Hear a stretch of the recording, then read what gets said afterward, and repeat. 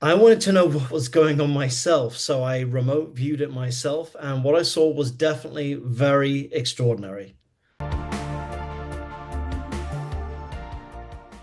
Hello, gorgeous light workers and starseeds. It's Alexander Quinn, and this comet, or should I say this intelligent craft, gets stranger by the moment. I just want to talk about some of the basic facts before I share with you with what I actually saw, and created some images that show you a little bit what this thing actually looks like when I remote viewed it, when the some of the feeds cut out.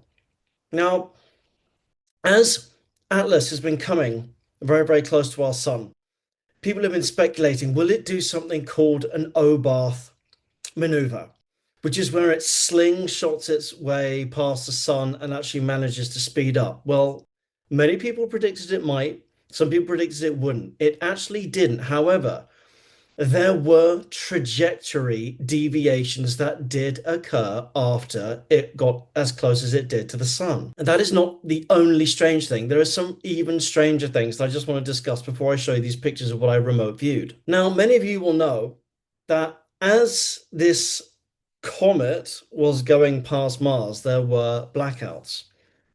And this was actually nothing to do with NASA directly. I actually later found out this was a government shutdown. The US government shutdown in October of this year led to a temporary absence of public NASA updates and data. This was because Congress failed to pass the required appropriations bills for the new fiscal year, and the impact that this had regard NASA was non-essential public services were suspended. And this includes NASA's public communications offices and the teams responsible for processing and releasing data to the public and the media.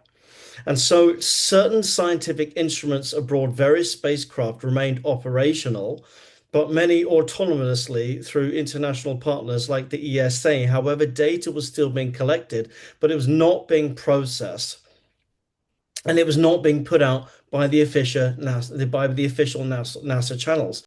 Now, what is really peculiar about this is that it happened almost within a 24-hour range of when this comet went past Mars. So as this Atlas is going past Mars, 3I Atlas is going past Mars, there's just a miraculous government shutdown that just happens to happen exactly within 24 hours at the same moment that it's about to reach the planet. It's it's pretty bizarre, right? What is also bizarre is that the perihelion happened exactly at the same time as the solar conjunction. And that means that this comet went behind the sun and out of observable view. Now, again, I'm going to come up to this in what I saw when I remote viewed it, but it is very, very peculiar. Another synchronicity that people don't seem to be talking about, and I'm just going to look at this from my notes, is that when Comet 3I Atlas was first discovered was July the 1st, okay? But just before July 1st, in September 26th, NASA suddenly put out an IMAP launch. So this was a probe that was suddenly miraculously put out because they suddenly needed to be observing the night sky and the solar system and mapping everything that is out there. And then suddenly days afterwards, suddenly they say, well, we know what this comet is. And then tracers were then launched on July 18th thereafterwards. So there is this, again, very synchronistic and very strange set of circumstances whereby a probe is put out miraculously just before us finding out Atlas is going to come out. Then they say, well, now we know about Atlas. And then suddenly all these tracer probes are then put out at the same time to find out more information. Again, it's very bizarre, just like how the government shutdown happened exactly like when this comet was going past Mars. Something I also want to talk about that is directly linked to what I have remote viewed is that when this vehicle went closest to the sun, its signature on a thermal signature began to turn blue. And in terms of certain heat attributes, that can sometimes be considered as hot or hotter than the sun sometimes. Yes, there can be chemical components that can produce that, but not in the case of this vehicle, this asteroid. with all of the chemical components that we know that have been behaving unusually. And so that is very in line with what I remote viewed, because when I remote viewed this thing going past the sun, its temperature massively changed. And now I'm going to come into what I did remote view.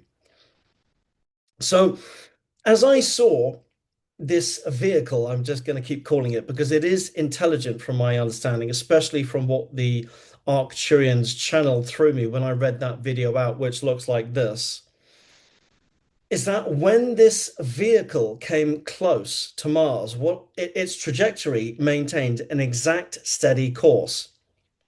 And then the feeds cut out because of the government shutdown, which happened at it, I just again mysteriously the exact same time.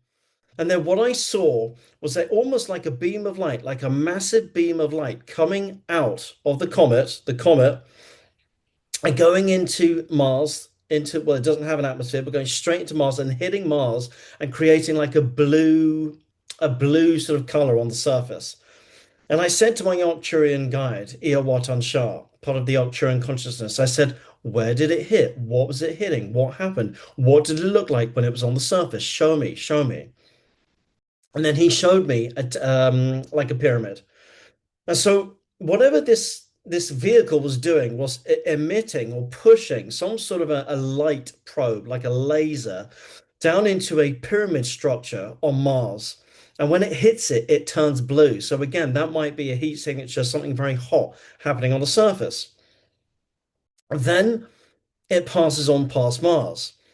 And when we get perihelion, which is what when the this vehicle was closest to the sun, when it got behind the sun, it was not observable. What I then remote viewed at that point was the comet then removing energetic data or matter, light particles from the sun and absorbing it into itself. Now, that aligns with some of the observed observations that we've already seen because some thermal imaging heat projections linked to attributes of this comet are saying it turned blue, which is as hot as the surface or the sun, or some people are saying bluer than the sun. And that makes perfect sense with what I have remote viewed because if this comet is extracting energy from the sun, it's going to heat it up, it's going to superheat it up.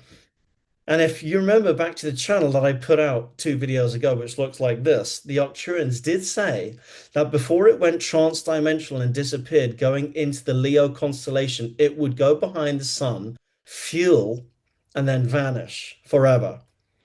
So I can only tell you what I've seen, what NASA won't tell us, what the government shutdown has tried to stop you from seeing, and what I am now showing you as a result, having remote viewed it.